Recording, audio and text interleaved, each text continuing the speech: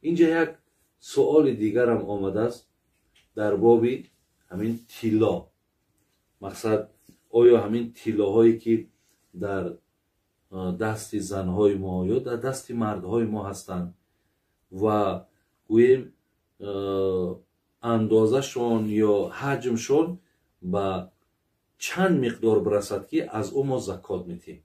یعنی خواهرای ما، مادرای ما، هر کسی که برادرای عزیز گردنبند دارد، دستبند دارد، گوشوار دارد، غیر همون دندانهایی که مثال در دندانشون هست. برادرها و خواهرایی که از ویتیلیگو یعنی از سفید شوی پوست اذیت میکشید، بهترین راه حل را شرکت شفافرما به شما پیشنهاد میکند. مرحمت به شما ماز پیگمنت و تبلت پیگمنت رو توصیه میدهد شرکت شفافرما که در مدت کوتاه‌ترین شما میتوانید پیگمنت خود را یعنی سفید شوی پوست خود را برطرف کنید. برادرها و خواهرایی که در همین مشکلی دچارند میتوانند مراجعه کنند و کسل خود را تبابت کنند. برادرها این میدونید چیه؟ یا پوچکی ای فیلم عربی میاد میگن. این میتونه سنگ نمک گردوهای شما را بریزونه و همچنین وسپلین شو بگیره. برادرایی که پریست میخوان گردوشو میتواند که تبابتش کنه.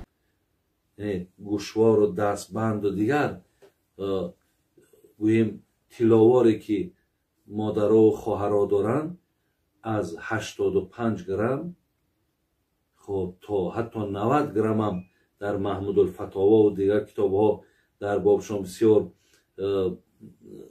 در مسئله وزن ها و در مسئله مقصد چی مقدار بودنشان چند نوع آمده است.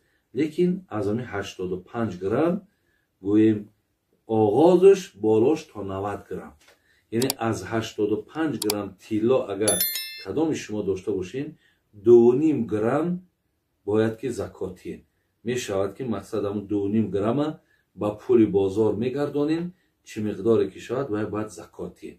لیکن در خانه اگر ظرف های طلایی داشته باشین، اگر به نیت تجارت باشن، از اونا هم وزن میکنین که اگر به همین وزن رسد شما زکات میتین، که اگر به این وزن نرسد شما زکات نمیتین. یا به مقصد زیباگی خانه باشد اینجا هم زکات داده نمیشود.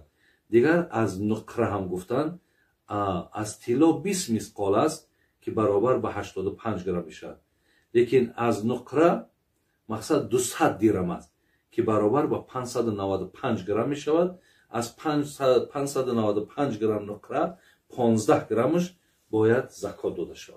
برادرای عزیزی که قرآن خونده نمیتونید با زبان عربی، اینا با ترجمه تاجیکی و همچنین با حرفای کریلیکی طرز خوندن قرآن. اینا بسم الله الرحمن الرحیم، به نام خداوند بخشنده و مهربان. هم زبان عربی قدی نویسه، هم با زبان کریلیکی طرز خوندنش، هم ترجمهش هست. انا اعطیناک الکوثر وصل لربک وانحر. اینا یکم آیت به درستی که ما تو را کوثر عطا کردیم. یکم آیت نیم انا اعطیناک الکوثر. هر یک آیتی که میخونه ترجمهش هست، هم به زبان عربی نویسه، هم به زبان کریلیکی نویسه، هم ترجمهش به زبان تاجیکی است. السلام علیکم و رحمت الله و برکاته.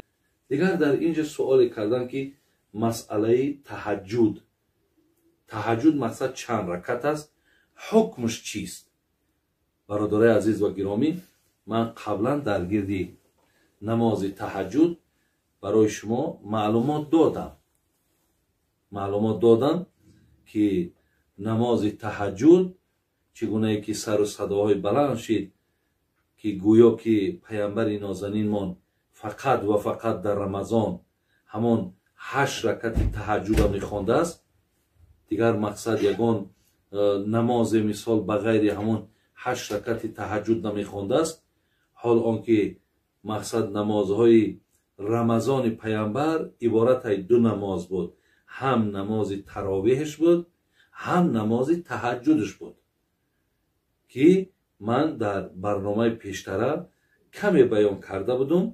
ولی از 2 نماز در یک شب هم که در گوییم که اسنادهای حدیث به حسن و به جید می رود که در یک شب 2 نماز هم بود، یعنی نماز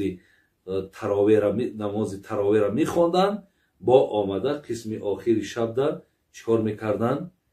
نمازهای با تهجد چون هم می خواندن که ایرا حتی در سنن ابو داود هم همون البانی که گوییم حتی بالاتر از همه بزرگا و از همه عالما میدونن، همو حتی اسنادی در یک شب دو نماز خواندن هم صحیح میگد برادر عزیز.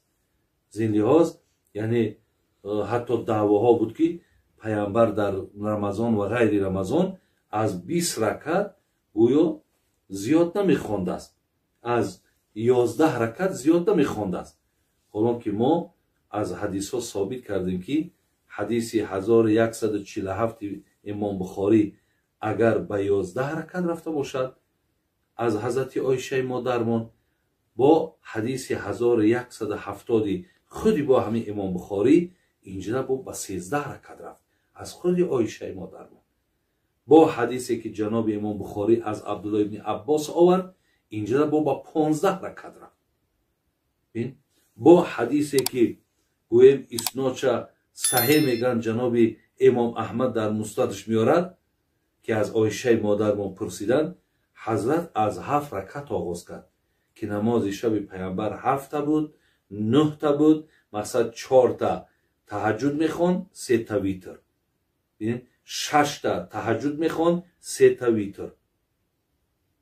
8 تا تهجد میخوان، 3 تا ویتر. آمده تا 13 رفت. از این لحاظ نمازهای شب پیامبر برادر عزیز، ببین حتی وقتی که عایشه مادرمون نگد 4 رکعت میخوان، از زیباگی نمازش مرا نپرسید. عبدالله ابن عمر که حدیث متفقون علیه است، پیامبر گفت صلات اللیل مثنی، نماز شب 2 رکعت. اونجا 4 رکعت بود، اینجا 2 رکعت است. برای همین برادرای عزیز اینها را اصلا متخصصا حل میکنن. متخصصای ما ابو حنیفه و متخصصای ما امام مالک و امام شافعی علاقه حل اینها را کردن. ما دیگر احتیاجی به این گویم آوازه و سر و صدا و فلانی شیخ این تا گفت و فلانی دیگری تا گفت، ما دیگر به اینو احتیاج نداریم. ما درک کردیم، ما فهمیدیم، ما خواندیم الحمدلله که نماز تهجد پیامبر از 2 رکعت سر میشه تا 12 رکعت.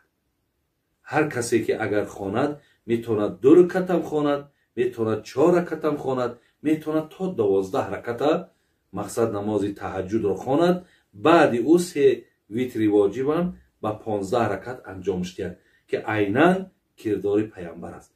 ببینید از جمع این قدر حدیث خدا رحمت کند عزیزای ما را، بزرگای ما را که چقدر محنت‌ها کردن در بین حدیث بسیار میگذارن. اونها که متخصصن، اونها که عالمن، از بینشان جدا کرده میتونن. برای همین هر چیزی را که مقصد امروز اثبات خود یافته است، حل خود یافته است، برادرای عزیز دیگر سراتون گرنگ نکنید. دیگر الحمدلله مسئله حل خود یافتگی است. تمام همون طرزی را که برای شما رسانیدن با ادرس و با راویهاش، شما دیگر توفیق و پایبند عمل شدنتون در کاره.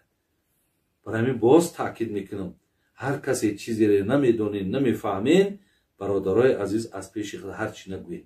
ولی ببینید در یک مسئله که مقصد ماها را که سوال ها زیاده، هر سوالی که بر من میشود به این برنامه که من برای شما دادیستم با تلفن همین روزها اگر مبالغه نشود تا 50 و تا 100 و از او کمتر زیادتر من در سوالهای مردم جواب میگم. انشاءالله سخنی من هر کسی که شنود شاید تصدیق کند که منم سوال دادم، جواب سوال ما گرفتم. من سوالی که میشود از هر بابی که باشد خوانده باشم، علمش داشته باشم، جوابش میگم. نداشته باشم همون وصیت حضرت علی که هر کس میدید چی میگفت؟ میگو بچه‌م اگر سوالی را که ندانی بگو نمیدانم. منم اگر ندانم میگم نمیدانم. لیکن از بعضی همین انسان‌هایی که برادر عزیز، از بعضی همین انسان‌هایی که فتنه میاندازند، باور کنید قلب‌هاشون سیاهه. از بعضی انسان‌هایی که درونشون در نفرت دارن، این همه از روی بدبینی است. افسوس که برادر عزیز فهمیشون بسیار فهمیش لنگه. برای همین خاطر در مسئله که علم نداری برادر عزیز و گرامی، هیچگاه مقصد بحث و مناظره نکن. به همون مقدار فهمیشی خودت خب نمیدانی بپرس. پرسیدی جواب گرفتی، مرحمت مثال توفیق داری عمل کردن بگیر. از این لحاظ من مسئله تهجد هم برای شما روشن کرده گفته بودم. ولی نماز تهجد برادر از 2 رکعت آغاز می شود، بالاش 12 رکعت. حکمش اینها خب نمازهایی هستند که نمازهای مندوب میگیم یا مستحب میگیم، خوانی ثواب میگیری، نخوانی گناهکاری ندارد. لیکن در اینجا یک نکته را من گویم، ولی بسیاری برادران میگن که برای نماز تهجد خواندن باید دست پیر بگیری. اینش برادر عزیز گپی زیادی است. این گپی زیادی است که تا دست پیر نگیری تو نماز تهجد خواندن میتونی. اگر تو مثال رفتی نه دست پیر گرفتی، پیری تو دستی کی را گرفته بود؟ یک حدیث روشن زیبایی خب از پیامبر نازنین ثابت که ما را راهاش نشان داد، وقتش نشان داد، طرزش نشان داد. دیگر چی حاجته که من رفته با یک آدم دیگر تا اجازت نگیرم نماز تهجد من خواندن میتونم. اینهاش برادر عزیز گپ‌های زیادتی و گپ‌های مثال به علمانه هستند. لیکن اینجا یک چیز من دیدم، برای همین من نویسنده گرفتم در حدیث ابو داود، حدیث 5085 میاد که میگه حضرت میگه شریک حوزنی پیش حضرت عایشه مادرمون اومد، گفت همین پیامبر نازنین پیش از اونی که تهجد میخوان چی میگفت؟ حضرت عایشه گفت که انا شریک حوزنی را گفت حضرت گوید سوالی کردی که تا امروز همین سوال هیچ کس از من کردگی نبود. بعد حضرت تعلیم داد کسای تهجد میخونین همین را در ذهنتون بگیرین. میگه پیش تهجد 10 بار الله اکبر میگفت، 10 بار الحمدلله میگفت، 10 بار سبحان الله و بحمد میگفت، 10 بار سبحان الملك القدوس میگفت، 10 بار استغفر الله میگفت، 10 بار لا اله الا الله میگفت، 10 بار دیگه اللهم اینی اعوذ بک من ضیق الدنیا و ضیق یوم القیامه. انا میارم میگفت. بعد از همین برادرای عزیز و گرامی پیامبرمون نمازی تهجد چه میخوان.